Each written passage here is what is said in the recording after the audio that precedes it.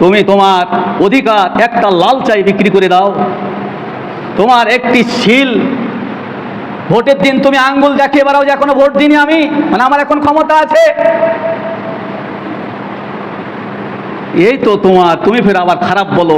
ওই মেম্বার যতটুকু খারাপ তুমি একই খারাপ। আলহামদুলিল্লাহ আলহামদুলিল্লাহ নাহমাদুহু ওয়া নাস্তাঈনুহু ওয়া নাস্তাগফিরুহু ওয়া নাউযু বিল্লাহি মিন শুরুরি আনফুসিনা ওয়া মিন সাইয়্যাতি আমালিনা। من يهده الله فلا مضل له ومن يضلله فلا هادي له واشهد ان لا اله الا الله واشهد ان محمدا عبده ورسوله. أعوذ بالله من الشيطان الرجيم. بسم الله الرحمن الرحيم. في قلوبهم مرض فزادهم الله مرضا ولهم عذاب عليم بما كانوا يكذبون. وإذا قيل لهم لا تفسدوا في الأرض قالوا إنما نحن مصلحون.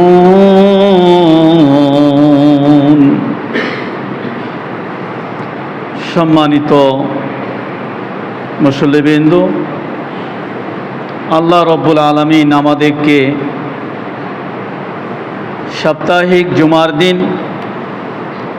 এবং সম্মানী দিন, সম্মানী জায়গায় সম্মানী ব্যক্তিগুলোকে রব্বুল আলামিন তার ঘরে মেহমান হিসাবে কবুল করেছেন।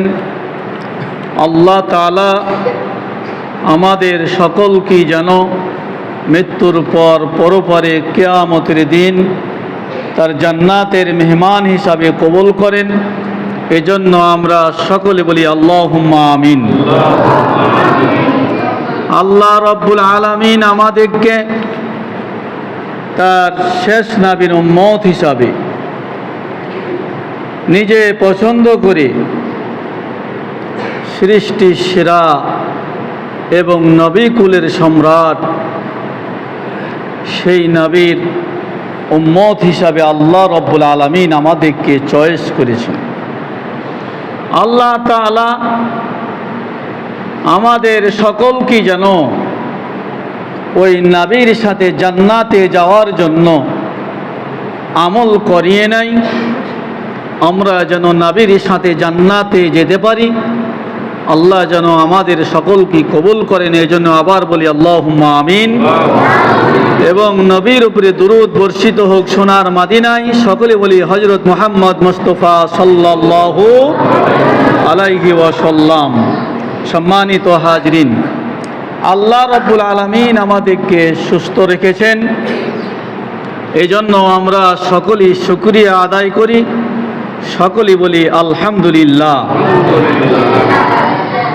রব্বুল আলামিন এই আলহামদুলিল্লাহর মধ্যে বান্দার যদি অন্তরের সাথে আল্লাহর চাওয়াটা মিল হয়ে যায়, আল্লাহ যেভাবে শুকরিয়া চেয়েছেন গোলামের কাছে অনুরূপ যদি হয়ে যায়, মালিক বলছেন তামলাহুল মিজান, মিজান পূর্ণ করে নেক দান করব, বান্দাকে জান্নাত পর্যন্ত পৌঁছাই দেব। সুবহানাল্লাহ।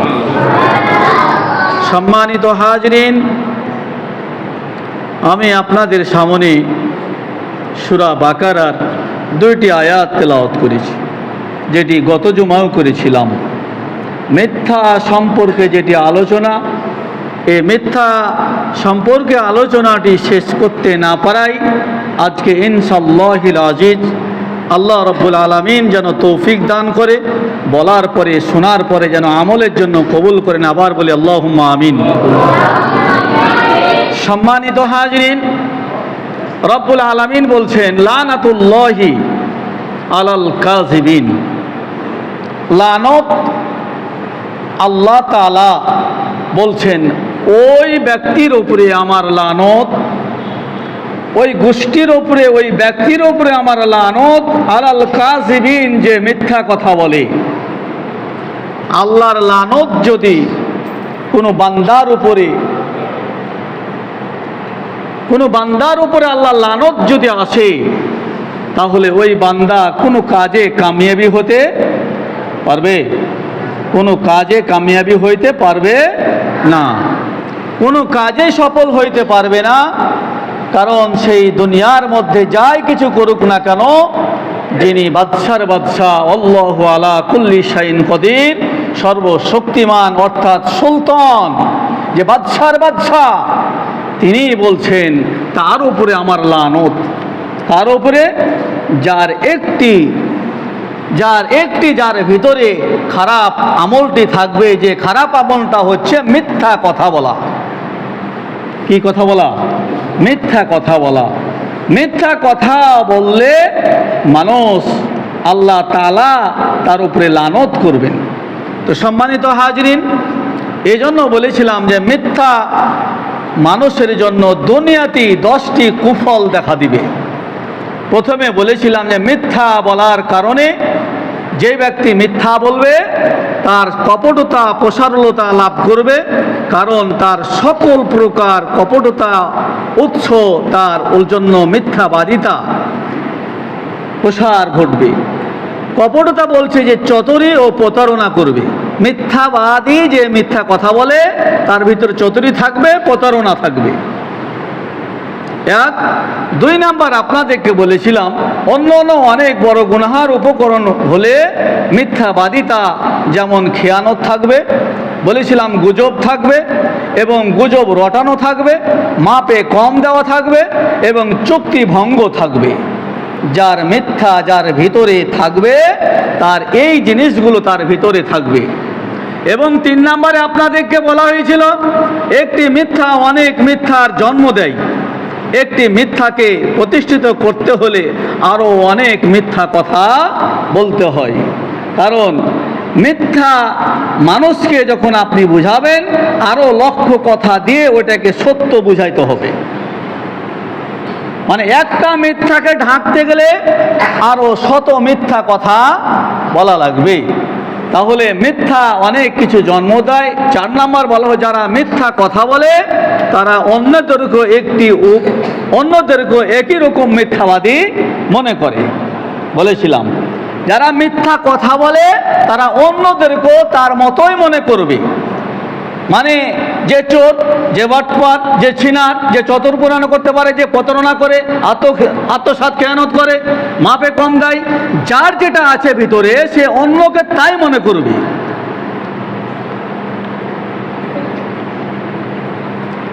কোরআনে কথা আছে যে আল হাক্কু মুররুম, হক কথা তিতে। আপনি যখন হকের পথে থাকবেন, যেমন 2007-এ ফখরুদ্দিন মঈনুদ্দিনের আমলে ঢাকায় গিয়েছিলাম ইজতেমা। দিল্লি থেকে এক হুজুর বক্তব্য দিচ্ছিলেন, ফরমাচ্ছেন যে বাংলাদেশের মধ্যে 17টি ইসলামিক দল আছে। প্রত্যেকটা ইসলামিক দল দেখাচ্ছে যে এই দলে আসলে জান্নাতে যাবে, ও বলছে এই দলে থাকলে জান্নাতে যাবে, ও বলছে এই দলে থাকলে জান্নাতে যাবে, ও বলছে এই দলে থাকলে জান্নাতে যাবে। কিন্তু দিল্লির হুজুর বলেছিল যে দলটি দাওয়াত দিতে যে থুতু খাবে, রক্ত ঝরাবে, অপমান হবে, লাঞ্ছিত হবে, মার খাবে, বাড়ি ছাড়বে, গ্রাম ছাড়বে, যখন এইরকম দল যখন আপনি দেখবেন তখন বুঝতে পারবেন এটা সঠিক দল। কারণ আপনাকে আমি এই কথাটা বুঝাচ্ছি কেন, যে ছোট্ট একটি কাজ মানুষকে দাওয়াত দেওয়া, যেটা সালাতের দাওয়াত। এই যে কয়দিন থেকে আমরা ফজরের পর মানুষকে এই সালাতের জন্য দাওয়াত দিতে যাচ্ছি। এই সালাতের জন্য দাওয়াত দিতে যে অনেক কথা হচ্ছে, অনেক কথা হচ্ছে, যে কথাগুলো প্রুভ করা যাবে না। তো এখন বিষয়টা হলো, যে কথাগুলো বলছে আমি এখন ওই কোরআন হাদিসের অনুযায়ী আমি বলছি, সেই ব্যক্তিটা যেটা বলছে সেটাই। এখানে বলা হলো যে ব্যক্তি যারা যে মিথ্যা কথা বলে এ অন্যদেরকে একই রকম মনে করে পাপাচার, তাহলে যেই ব্যক্তি যেটা অন্যায় করে, যার ভিতর বলছে ও মুনাফিক, আর ঈমান নাই, ওর নামাজ কবুল হয় না, এই কদিন থেকে নামাজ পড়ে, এটা কার বাটারে? বুঝতে হবে ওই লোকটাই তাই। ওই যদি বলে ওর ঈমান নাই, তার ভিতরে ঈমান নাই। যদি বলে সেই লোকটা এরকম, তা ওর ভিতরে তাই। ওর আচরণ খারাপ, ওর নেচার খারাপ, ওর রক্ত খারাপ। তুমি মরে দেখো, বুঝতে পারবে। আজ সামাজিক অনেক কিছু নিয়ম আইন শৃঙ্খলা নেই বলে তুমি আজ অনেক মানুষকে অপমান করছো। কিছু মনে করো না। সামাজিক যদি আইন ঠিক থাকতো, মৃত্যুর পরে তোমার বাড়িতে তোমার লাশ ওভাবেই থাকতো, কোনো মুসল্লি যেত না, ইমাম যেত না, মসজিদের খাট যেত না, কোনো নামাজি লোক তোমাকে ধোয়ানোর জন্য যেত না, শিয়াল কুকুরে তোমাকে খেত। ওই বিসমিল্লাহ গোরস্থানে কোনো মুসলমান নামাজ ছাড়া কোনো ব্যক্তির জন্য কোনো জায়গা হতো না। এটার নাম হচ্ছে কোরআন হাদিস। তো সম্মানিত হাজরিন, এই জন্য বলা হলো যে মিথ্যা যারা প্রচারণা করে, মিথ্যা যার ভিতরে আছে, সেই ব্যক্তি অন্যকে তাই মনে করবে, কারণ তার ভিতরে যা কিছু আছে অন্যকে তাই ভাববে। তার ভিতরে চুরি থাকবে, অন্যকে চোর ভাববে। তার ভিতরে লম্পট থাকবে, সে অন্যকে লম্পট ভাববে। তার ভিতরে খেয়ানত থাকবে, অন্যকে খেয়ানত মনে করবে। তার ভিতরে যদি আমানতের খেয়ানত থাকে, চুক্তি ভঙ্গর কিছু থাকে, তাহলে তাই অন্যকে মনে করবে এই ব্যক্তিটা, কাউকে ভালো মনে করবে না। সম্মানিত হাজরিন, 4 নাম্বার, এখানে 5 নাম্বার বলা হয়েছিল যে মিথ্যাবাদী, প্রতারক, গৃহণতার বলা হয়েছে মানসিকতা হারিয়ে ফেলবে। যারা মিথ্যা কথা বলতে বলতে বলতে বলতে বলতে বলতে তার জীবনটাই মিথ্যা হয়ে গেছে, এমন এক সময় আসবে তার মানসিকতা হারিয়ে ফেলবে, আর সঠিক পথ পাবে না। এই জন্য বলা হলো 6 নাম্বার, মিথ্যাবাদী দায়িত্ব গ্রহণ লোপ পাবে। যারা মিথ্যুক, তারা যে কোনো দায়িত্বে নিজে থেকে বলবে আমাকে দায়িত্বটা দেওয়া হোক, সমাজের দায়িত্ব দেওয়া হোক, মাদ্রাসার দায়িত্ব দেওয়া হোক, গ্রামের মহল্লার দায়িত্ব দেওয়া হোক, মেম্বার বানিয়ে দেওয়া হোক আমাকে, চেয়ারম্যান বানিয়ে দেওয়া হোক আমাকে। এরকম মারা মিথ্যাবাদী, চোর, লম্পট, আমানত খেয়ানতকারী ওই ব্যক্তিগুলো নিজে থেকে দায়িত্বের জন্য মানুষের কাছে দাঁড়ে দাঁড়িয়ে দড়িয়ে বাড়াবে, আমাকে দায়িত্ব দেওয়া হোক, আমাকে আমির বানা হোক, আমাকে মেম্বার চেয়ারম্যান বানা হোক। লোক তোমাকে যাবে তোমার সততা দেখে, তখন তুমি বুঝতে পারো আমার ভিতরে সততা আছে, লোক আমাকে চাচ্ছে। তুমি কেন মানুষের দ্বারে দ্বারে ভিক্ষা চেয়ে বেরোছো? নিজের তার রক্ত পানি করা টাকা আপনাকে খাইয়ে ভোট নিচ্ছে, তাহলে ওই নিজে আপনার বাড়িতে রাত অন্ধকারে রাত্রে 12টার সময় আপনার বাড়িতে যে পা ধরে কান্নাকাটি করছে, এটা তার জন্য। এটা একটা কি মিথ্যা, আপনাকে কথা বলে ভোলাচ্ছে, মিথ্যা কথা বলে আপনাকে বিশ্বাস করাচ্ছে। আপনি তাকে সেই জায়গায় যেতে দেন, সে কি করে আপনার সমস্ত বয়স্ক ভাতা থেকে, বিধবা ভাতা থেকে, যত চাউল ডাউল ইত্যাদি যা কিছু আছে সব খেয়ে ফেলবে। আর আপনি বলবেন এমন একজনকে মেম্বার বানালছি, সব খেয়ে শেষ করলো। তো মেম্বার বানালছো, তার আগে যে তুমি সব রিলিফ খেয়ে ফেলেছো। কিস্তির টাকা তাও তার বাড়িতে যে বলছো আজকে কিস্তি আছে, মেম্বার সাহেব টাকাটা দেন। তুমি তোমার অধিকার একটা লাল চাই বিক্রি করে দাও। তোমার একটি শিল, ভোটের দিন তুমি আঙ্গুল দেখিয়ে বেড়াও যে এখনো ভোট দিইনি আমি, মানে আমার এখন ক্ষমতা আছে। এই তো তুমি ফের আবার খারাপ বলো। ওই মেম্বার যতটুকু খারাপ, তুমি একই খারাপ। এ কথাই বলেছিলাম যে 1 টাকা ঋণ নিয়ে কবরে যাওয়া যতটুক পাপ, যতটুক শাস্তি, 1 কোটি টাকা ঋণ নিয়ে একই রকম শাস্তি। একটা ডিম খেয়ে যতটুক তুমি মানুষের কাছে ভোট বিক্রি করে দিয়েছো, যোগ্যতা বিক্রি করে দিয়েছো, কথাবার্তা সব তোমার অধিকার বিক্রি করে দিয়েছো, মেম্বারও তো তোমার কাছে তাই করেছি। এই জন্য বললাম যে 6 নাম্বার যারা মিথ্যাবাদী তারা কি করবে, তার ভিতরে একটা লোভ কাজ করবে, মানুষকে লোভ দেখাবে, তার ভিতরে লোভ আসবে, তিনি তার দুনিয়ার মধ্যে মিথ্যা কথা বলে মানুষকে বিশ্বাস করিয়ে ঠগিয়ে তার সমস্ত মাল সম্পদ খেয়ে ফেলবে। সম্মানিত হাজরিন, 7 নাম্বার বলা হলো মিথ্যাবাদীর স্থান বা তার থাকা, যে নির্লজ্জ মতো যে কোনো ধরনের কাজে লিপ্ত হয়, এতে সমাজে তিনি এমন একটি বিশৃঙ্খলা ঘটে সৃষ্টি হয়। বলা হলো মিথ্যাবাদী স্থান, মিথ্যাবাদী এমন একটি নির্লজ্জ হয়ে যায়, তার লজ্জা থাকবে না। যেন হাদিসের মধ্যে আসতেছে যে আল হায়া ও সুবাতুম মিনাল ঈমান, ঈমান ছাড়া জান্নাতে যাওয়া যাবে না। আর বলা হয়েছে যার লজ্জা নাই তার ঈমান নাই, আর যার লজ্জা নাই সে সব কিছু করতে পারবে। আল হায়া মানে হায়া নাই, লজ্জা নাই, শরম নাই, সব কিছু তার দ্বারা সম্ভব।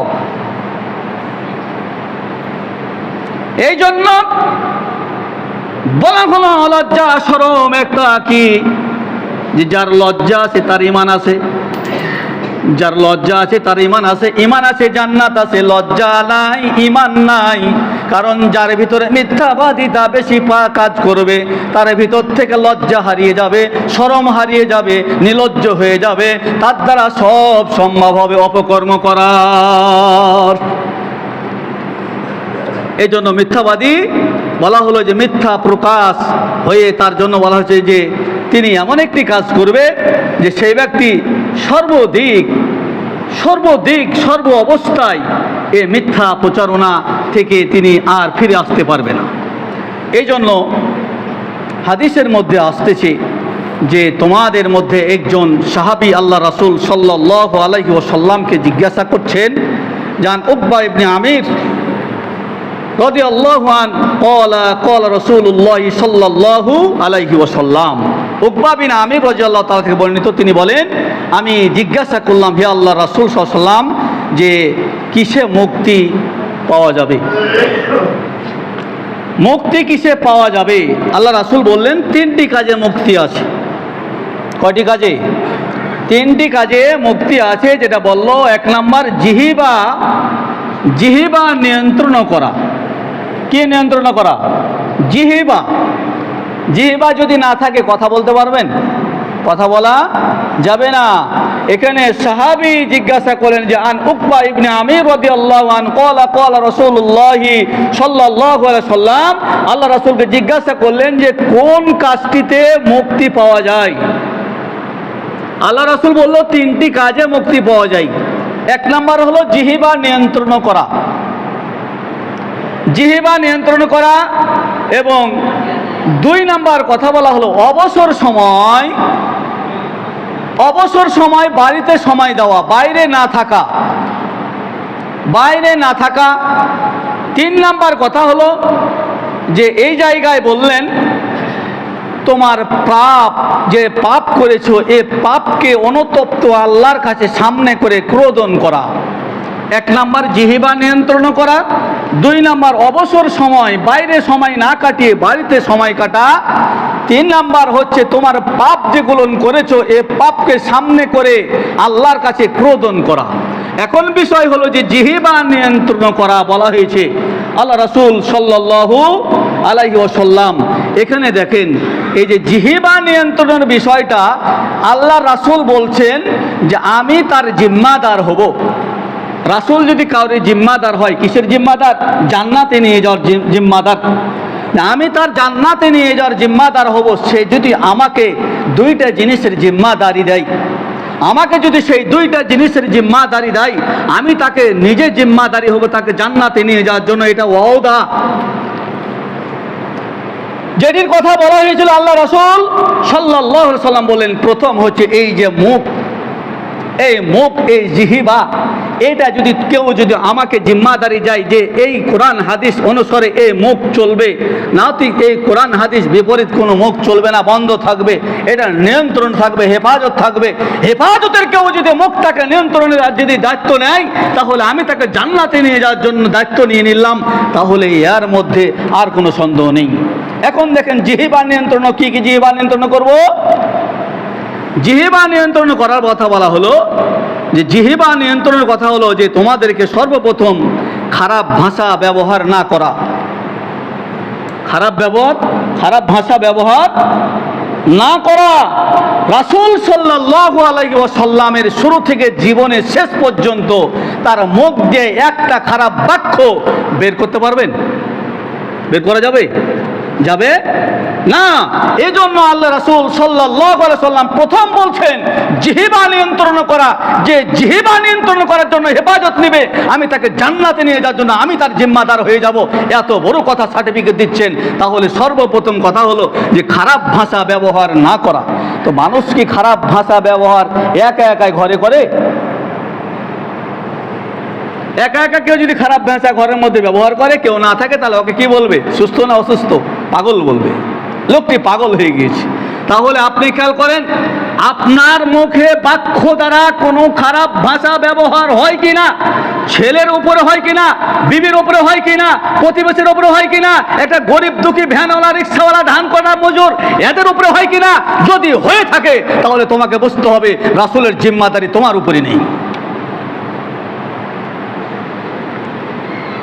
তুমি 10 জনের দায়িত্ব চালাও, তুমি এক মাদ্রাসার প্রধান, তুমি এক প্রতিষ্ঠানের প্রধান, তুমি কলেজের প্রধান, স্কুলের প্রধান, সমাজের প্রধান, কিন্তু তোমার মুখ দিয়ে যদি তোমার দ্বারা এই ব্যবহার দ্বারা জিহ্বা দ্বারা কোনো ব্যক্তি যদি কষ্ট পেয়ে যায়, তোমার ভাষা যদি খারাপ হয়ে যায়, তাহলে ওর কাছে মাপ নিতে হবে, তাহলে তোমার মাপ হবে, তাহলে তুমি মাপ পাবে। এ মাপের ক্ষমতা আল্লাহ নেয়নি। আল্লাহ বলছে এটা ক্ষমতা যার সাথে তুমি খারাপ ভাষা ব্যবহার করেছো, সে তোমার খারাপ ভাষা ব্যবহারে কষ্ট পেয়েছে, দুঃখ পেয়েছে, একাই ঘরের মধ্যে চোখের পানি ফেলে কেঁদেছে, ওর কাছে যে মাপ নিতে হবে, তাহলে মাপ হবে, নচিত মাপ পাওয়া যাবে না। কারণ জান্নাতে ঘোষণা হয়ে যাবে, কিন্তু তদরূপ কিছু মানুষ যে সামনে দাঁড়াবে, রব্বুল আলামিন বিচার কিছুটা রয়ে গেছে। তাহলে সম্মানিত হাজরিন, খারাপ ভাষা ব্যবহার করা যাবে না। যারা ব্যবহার করে তারা জান্নাত হারাবে, রাসূলের জিম্মাদারি জান্নাতে যাওয়া এটা হারাবে। এখন আপনার ব্যাপার, যারা খারাপ ভাষা ব্যবহার বাইরে ভিতরে বাড়িতে করে তারা বাইরেও করে। যারা বিবিকে গালায় ওরা বাইরে তো সবাইকে একটু রেগে গেলে সবটি গালাগালি শুরু করে দেয়, একটু কিছু হলে মানুষকে কিছু মনে করে না, সে অনেক কিছু মনে করে। এই মুখের ভাষা খারাপ যদি তোমার থাকে, তাহলে রাসূল বলছে তোমার জিম্মাদার আমি হব না। তা রাসূল যদি জিম্মাদার না হয়, তাহলে তোমার এত কিছু করে লাভ নেই। সম্মানিত হাজরিন, 2 নাম্বার বলা হলো মিথ্যা কথা ও সাক্ষ্য না দেওয়া। যে তোমরা কি করবে? প্রথম খারাপ ভাষা ব্যবহার না করা। রাসূল বলল তোমার জিহ্বা দ্বারা কোনোদিনই তোমার শুরু থেকে শেষ পর্যন্ত মৃত্যুর আগ পর্যন্ত তোমার মুখ দিয়ে যেন মিথ্যা কথা না বলা এবং কাউরেরই ব্যাপারে মিথ্যা সাক্ষ্য না দেওয়া। যদি কাউরের ব্যাপারে মিথ্যা সাক্ষ্য দিয়ে তার জীবনটাকে নষ্ট করো, পরিবার নষ্ট করো, তার বাচ্চাদেরকে তার অভিভাবক ছাড়া করো, তার বিবিকে স্বামী ছাড়া করো, তোমার মুখের সাক্ষ্য দ্বারা পরিবার কান্নাকাটি করছে, বাচ্চা কান্নাকাটি করছে, বিবি কান্নাকাটি করছে, গ্রামবাসী তাদের কষ্ট দেখে উহা করতেছে, এই ব্যক্তির দ্বারা তোমার মিথ্যা সাক্ষ্য দ্বারা তোমার জন্য বলছে আজ-জুলমু যুলুমাত ইয়াউমাল কিয়ামা। দুনিয়ার মধ্যে তোমাকে তো কিছু দেখা হবেই, কিন্তু মৃত্যুর পরে তোমাকে অন্ধ করে উঠানো হবে, দৃষ্টি দেওয়া হবে না।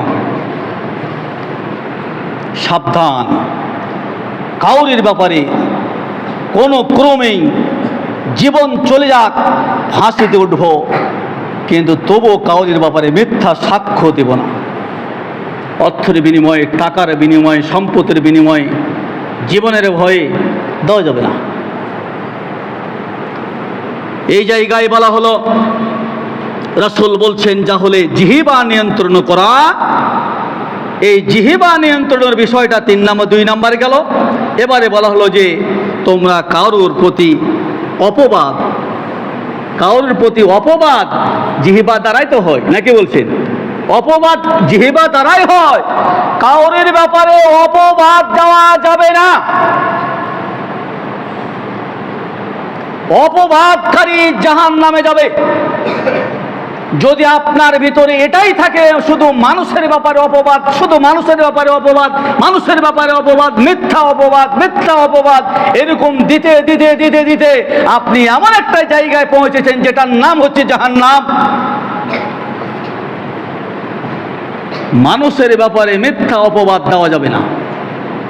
এবং বলা হলো যে তুমি অভিশাপ না করা, অভিশাপ কাউকে দেওয়া যাবে না। তারপরে বলা হলো তোমরা কি করবে, মানুষের বদনাম এবং সমালোচনা করা যাবে না। জিহ্বা নিয়ন্ত্রণের জন্য যদি তুমি আল্লাহর কাছে ওয়াদাবদ্ধ হও, রাসূল বলছে আমি ওয়াদাবদ্ধ হয়ে গেলাম তোমাকে জান্নাতে নিয়ে যাওয়ার জন্য। আমরা রাস্তায় দুইজন যখন হয়ে যাই, স্টলে একজন দুইজন যখন হয়ে যায়, আমরা মোটরসাইকেলে সাইকেলে যখন দুইজন এক জায়গায় হয়ে যায়, তখন মানুষের শুধু বদনাম আর সমালোচনা, বদনাম আর সমালোচনা। এটা আলেমও যদি হয়, মক্কার আলেমও যদি হয়, আর যদি বদনাম করে সমালোচনা করে, তাহলে সেই ব্যক্তি জিহ্বা নিয়ন্ত্রণ না করার কারণে তাকে শাস্তি ভোগ করতে হবে। কারণ যে ব্যক্তির বদনাম করলো, যে ব্যক্তির সমালোচনা করলো, সেই ব্যক্তির কাছে যে মাপ নিতে হবে। যদি তার কাছে মাপ না হয়, এই গুনাহ ক্ষমা করার মতো আল্লাহ এখতিয়ার রাখে নাই। তাহলে জিহ্বা নিয়ন্ত্রণের জন্য বলা হলো, প্রথম জিহ্বা নিয়ন্ত্রণ, অবসর সময় থাকলে বাড়িতে কাটানো, অবসর সময় কাটানোর কথা বলা হলো যে তুমি অবসর পাইলে স্টলে সময় দিও না, অবসর পাইলে তোমরা বাইরে আড্ডা দিও না, অবসর পাইলে 5 জন 6 জন এক জায়গায় গল্প করিও না, না হলে ওই জায়গায় জিহ্বা নিয়ন্ত্রণ করতে পারবে না। জিহ্বা নিয়ন্ত্রণ করতে না পারলে জান্নাত হারাবে, জাহান্নামে চলে যাবে। আমাদের তো রক্তই খারাপ হয়ে গেছে। দুইজন এক জায়গায় হইলে আর নিজের গল্প হয় না, মানুষেরই গল্প হয়, মানুষেরই সমালোচনা হয়, মানুষেরই বদনাম করি। তাহলে এই জায়গায় বলা হলো কারোর প্রতি অপবাদ এবং অভিশাপ করা যাবে না, অভিশাপ দেওয়া যাবে না। তারপরে বলা হলো মানুষের বদনাম ও সমালোচনা করা যাবে না। তারপরে বলা হলো আয়োজনে আল্লাহর অসংখ্য, এটা বলা হলো অসংখ্য মানুষ আছে যে তারা কি করে, মানুষ তারা একটি কথা করে যে আল্লাহ তাআলা অসন্তুষ্টিমূলক, আল্লাহ তাআলার অসন্তুষ্টিমূলক অনেক কথা বলে। অসন্তুষ্টিমূলক কথা বলা, এই ব্যক্তিগুলো কি অসন্তুষ্টিমূলক কথা মানে নামাজ পড়ে কি হবে, নামাজ পড়ে কয়জন বড় মানুষ হয়েছে, নামাজ পড়ে কতজন ভালো মানুষ হয়ে গেছে, ফেরেশতা হয়ে গেছে, এ ধরনের আল্লাহর অসন্তুষ্টির জন্য কথা বলা যাবে না। যেরকম কোরআনে আছে ইয়া আইয়ুহাল্লাযীনা আমানু ইয়া আইয়ুহাল্লাযীনা আমানু কু আনফুসাকুম ওয়া আহলিকুম নারা। প্রত্যেকটা পরিবারের অভিভাবককে হাত পা বাঁধা অবস্থায় কবর থেকে ওঠানো হবে। প্রত্যেকটা অভিভাবককে হাত পা বাঁধা অবস্থায় কবর থেকে ওঠানো হবে, তাকে হাত পা ছাড়া ওঠানো হবে না। হাত পা বাঁধা অবস্থায় উঠানোর পরে তার ছেলেকে ডাকবে, মেয়েকে ডাকবে, বিবিকে ডাকবে, ডাকার পরে তখন বলবে এটা তোমার বাবা, বলবে জি তোমার আমার বাবা। তখন বলবে তোমার বাবাকে দেখছি যে সালাতের খাতাটা পূর্ণ হয়ে আছে, রোজার খাতাটা পূর্ণ হয়ে আছে, জাকাতের খাতা পূর্ণ হয়ে আছে, হজের খাতা পূর্ণ হয়ে আছে, সব পূর্ণতা আছে, কিন্তু তোমার বাবা তোমাদের কি সালাতের কথা বলেছিল? বলবে জি না, আমাদেরকে বলে নাই, আমাদেরকে ডাকে নাই, আমাদেরকে ডেকে উঠায় নাই। তখন বলবে এখন তোমার বাবার কি অবস্থা হবে, তার আমল দেখে জান্নাতে যাওয়ার জন্য উপযোগী হয়ে গেছে। তখন ওরা বলবে, সূরা ইয়াসিনের মধ্যে আসতেছে আল-ইয়াওমা নাখতিমু আলা আফওয়াহিহিম ওয়া তুকাল্লিমুনা আইদিহিম ওয়া তাশহাদু আরজুলুহুম বিমা কানু ইয়াকসিবুন। ওই সন্তানগুলো আল্লাহ রাব্বুল আলামিনকে বলবেন, আল্লাহ এই বাবা জান্নাতে যাওয়ার জন্য উপযোগী হয়েছে, আমরা জান্নাতে যেতে দিতে চাই না, কারণ তাকে জাহান্নামের গেটে করা হোক। জাহান্নামের গেটে কি করবে? সন্তানগুলো বলবে যে আমার বাবা যদি সেই দিন আমাকে শাসন করত, আমাকে সেই দিন যদি ডাক দিত, আমাকে যদি কড়া নজরে আমাকে লাঠির জন্য আমাকে প্রহার করত, তাহলে আমি সেদিন সালাত ছাড়তাম না। আজ আমার বাবার জন্য এত কিছু করেছি, আমার বাবাকে জান্নাতের গেটে দেওয়া হোক, আমার বাবার বুকে লাথি মেরে প্রথমে আমার বাবাকে জাহান্নামে ফেলবো, তারপরে আমি এক জাহান্নামে যাব, এটা আমার আরজি। রব্বুল আলামিন তাই করবেন, ফেরেশতাকে বলবেন যাও তার বাবাকে জাহান্নামের গেটে নিয়ে যাও, নিয়ে যাওয়ার পরে দাঁড় করিয়ে দিবে প্রত্যেকটা সন্তান, বিবি, ছেলে, মেয়ে সবাইকে দাঁড় করে বলে তোমার বাবাকে বুকে লাথি মারো, লাথি মেরে জাহান্নামে ফেলবে, তারপরে সন্তানগুলো, পরিবারগুলো জাহান্নামে যাবে। এটাই কোরআন। আপনি বলছেন আমার কথা আমার সন্তান শুনে না, কিন্তু আমি আপনাকে এখনই বাস্তবে একটা কথা বোঝাচ্ছি যে কুআনফুসাকুম ওয়া আহলিকুম নার, নার মানে জাহান্নামের আগুন থেকে তুমি বাঁচো, তোমার আহালকে বাঁচাও, মানে তোমার পরিবারকে বাঁচাও। এখন আপনাকে আমি বোঝাচ্ছি, আপনার বাড়িতে যে কোনো কারণে আগুন লেগে গিয়েছে, আপনার ছেলে ঘুমাচ্ছে, আপনি জেগে গিয়েছেন, আপনি সবাইকে বলছেন আগুন লেগে গেছে বের হও, কিন্তু সন্তান বের হয় না, সন্তানকে বারবার ডাক দিচ্ছেন বের হও, কিন্তু বের হয় না, না ঘুমাচ্ছে যে একটু ঘুমিয়ে নি। কিন্তু বাবা, সচেতন বাবা যদি হয়, ওই জায়গায় যে সন্তানকে টেনে দুইটি থাপ্পড় মেরে বের করবে, মারা যাবে যে তুমি বের হও, তখন সন্তান ওই সময় বাবার থাপ্পড় খেয়ে ওই বাড়ি থেকে বের হয়ে দৌড় মেরে আসবে। তখন সন্তান বলবে বাবা তুমি যদি আমাকে দুইটি চড় না মারতে, তাহলে আমি আজকে ঘরের মধ্যে আগুন লেগে পুড়ে যেতাম, কারণ গরুগুলো, মুরগিগুলো এই আগুনে পড়ে গিয়েছে, তাহলে তুমি আমাকে চড় মারাতে খুব ভালো হয়েছে।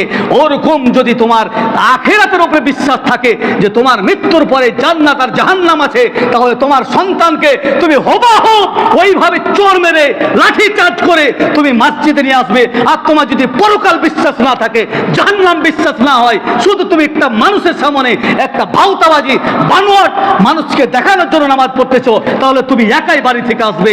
এটাই কথা। অভিভাবক সেজেছ, বাড়িতে ছোট্ট একটা বিষাক্ত সাপ যদি ঢুকে যায় তোমার সন্তানের ঘরে, ওই সাপের জন্য তুমি চিৎকার দিয়ে বলবে বাবারে সাপ ঢুকে গেছে।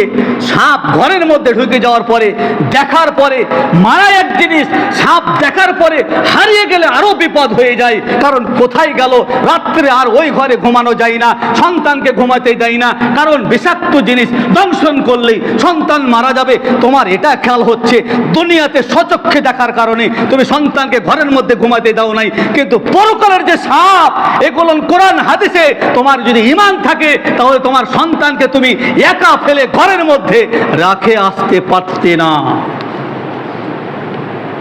কি করবো জি, শুনে না যে জি এ কথাটা বলে, তো শুনে না যে তুমি যে তোমার ছেলেকে লাখ লাখ টাকা দিয়ে বাইরে পড়াচ্ছ, ওইটা যদি একদিন শুধু প্রাইভেট বাদ দেয়, কোচিং বাদ দেয়, ক্লাস বাদ দেয়, তখন বলে যে তোর খাওয়া দাওয়া, পোশাক আশাক সব বন্ধ। দুনিয়ার ব্যাপারে তুমি যদি খুব স্ট্রিক হচ্ছ, আখিরাতের ব্যাপারে স্ট্রিক হচ্ছ না, তো তোমার এই লেবাসটা আমি ভণ্ডামি মনে করবো না? তোমার লেবাসটা আমি ভণ্ডামি মনে করবো না?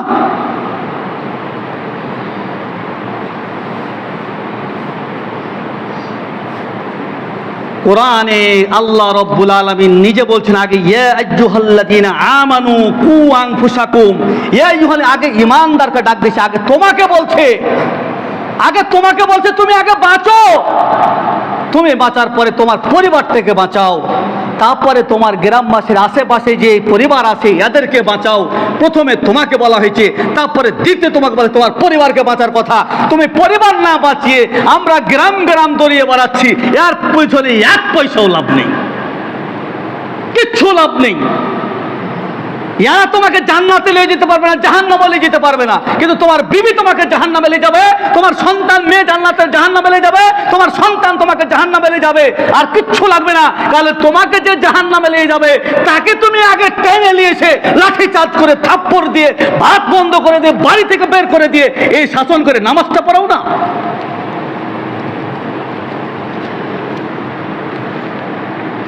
তাহলে মিথ্যা এ জিহ্বা নিয়ন্ত্রণ করা, আর কিছু নামাজ না পড়া লোক, এরা তো আবার ধান্দাবাজ,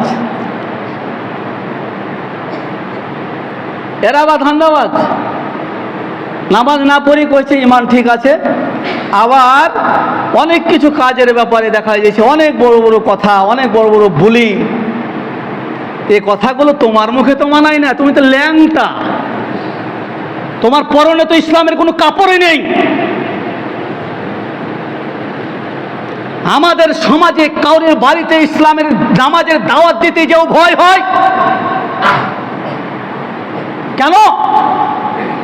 লোকটি অপমান করে, অপদস্থ করে, লোকটি তার দাঁড়ানো কথাবার্তা চলচলন নাস্তিকের মতো। আজ কেন এক মুসলমানের বাড়ি আর এক মুসলমানকে দাওয়াত দিতে আমাকে ভয় লাগে? কিসের জন্য? সমাজ কাঠামোটা নরমাল হয়ে গেছে, দুর্বল হয়ে গিয়েছে। সমাজ আর এক সমাজ সতীন হয়ে গিয়েছে। কারণ এই সমাজ থেকে আর এক সমাজে যখন যায়, ওরা জিজ্ঞাসা করে না তুমি কেন এলে, তোমাকে কেন শাসন করলো, তোমার অপবাদ কি, তোমার আসলে দোষটা কি, এ কথা কেউ বলে না। খালি জামাত বাড়াতে পারলেই হলো। এই নানা দিক দেখেই শাসনের দিক করা যায় না। দাওয়াত দিতে যে আপনার ধমক খেতে হয়, এটা লজ্জার বিষয় নয়? দাওয়াত দিতে যে নামাজ পড়ার কথা বলতে যার কাছে ধমক খেতে হয়, এটা লজ্জার বিষয় নয়? কেউ যদি ওর সাথে সাই দেয় তো সে কি মুসলমান? কেউ যদি ওর সাথে দিয়ে তার সহযোগিতা করে, কেউ মুসলমান? ওর কি জায়গা হবে মসজিদে? ওর কি প্রচার হবে মাইকে? ওর কি মসজিদের খাটলিতে জায়গা হবে? বিসমিল্লাহ গোরস্থানের জায়গা আছে? ওর জানাজা আছে? তুমি যখন একটা মুসল্লির সামনে, ইমামের সামনে খারাপ আচরণ করবে, তুমি যে কোনো ইমামের সামনে যখন মৃত্যুর সময় জানাজা দাঁড়াবে, প্রত্যেকটা ইমাম জেনে নেবে তোমার ব্যাপারটা, এই লোকটি এরকম ছিল, অমুকের সাথে খারাপ ব্যবহার করেছে, নামাজের জন্য বলতে গেছিল আমার সাথে খারাপ ব্যবহার করেছে, তখন তোমার জন্য খারাপ দোয়া, অর্থাৎ কোনো দোয়াই বের হবে না। তোমার জন্য ইমামের মুখ দিয়ে কোনো দোয়া বের হবে না। খারাপ আচরণগুলো শুধু সামনে ভাসবে।